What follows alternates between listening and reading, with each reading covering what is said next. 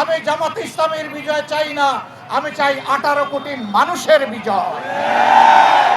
18 কোটি মানুষের বিজয় হলে আমাদের সকলের বিজয় হবে। কোন দল, কোন গোষ্ঠী, কোন পরিবারের বিজয় অতীতে বাংলাদেশকে শান্তি দিতে পারে না, কাজ তুলে দিতে পারে নাই, মায়ের জাতিকে ইজ্জত দিতে পারে নাই। আমরা এই জন্যে কোন দলের বিজয় চাই না, আমরা জনগণের বিজয় চাই। ইনশাআল্লাহ যারা আমাদেরকে আশ্রয় দিয়েছিলেন তাদের প্রতিদান দেওয়ার মতো কোন শক্তি আমাদের নেই। আপনাদের ভালোবাসা, আল্লাহ তাআলার রহমত আজকে বাংলাদেশ জামাতে ইসলামের মতো একটি মজলুম সংগঠনকে এখানে নিয়ে এসেছে। আমরা চিরদিনের জন্য আপনাদের কাছে ঋণী।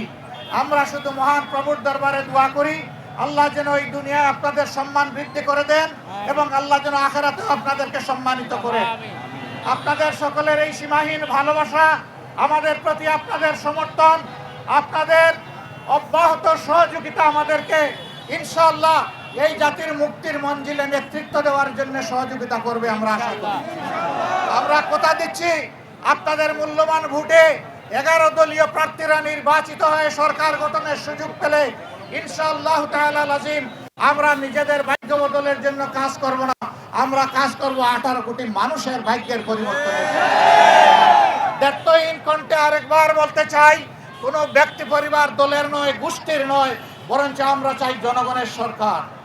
আরো পরিষ্কার করে বলতে চাই, আমি জামাতে ইসলামের বিজয় চাই না, আমি চাই 18 কোটি মানুষের বিজয়। 18 কোটি মানুষের বিজয় হলে আমাদের সকলের বিজয় হবে। কোন দল, কোন গোষ্ঠী, কোন পরিবারের বিজয় অতীতে বাংলাদেশকে শান্তি দিতে পারে না,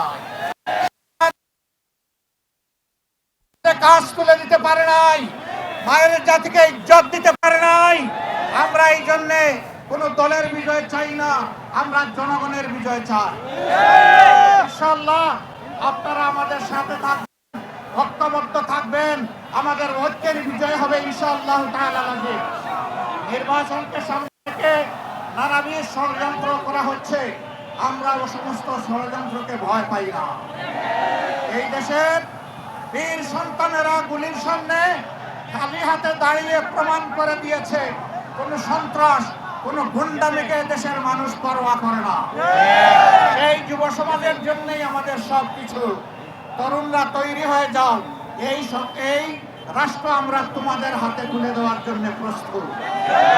তোমাদের হাতকে শক্তিশালী করবো ইনশাআল্লাহ।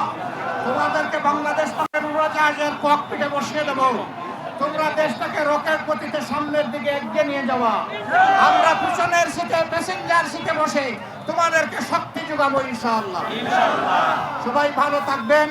12 তারিখে সকালে ফজরের নামাজ পড়েই সবাই ভোট কেন্দ্রে যাবেন এবং ভোটের হিসাব পুরাপুরি নিয়ে বিজয়ের মালা গলে দিয়ে ইনশাআল্লাহ আপনারা ফিরবেন।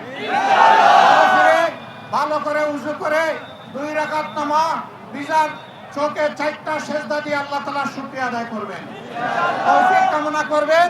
আল্লাহ যদি আমাদেরকে বিজয়ী করেন তাহলে এই বিজয় যেন আমরা জনগণকে উপহার দিতে পারি।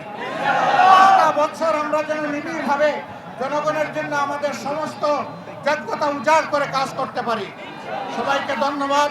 আজকের এই গণমিছিলে আপনাদের সবাইকে সাদর আমন্ত্রণ জানিয়ে এখন আমরা গণমিছিলের কার্যক্রম শুরু করছি। আল্লাহ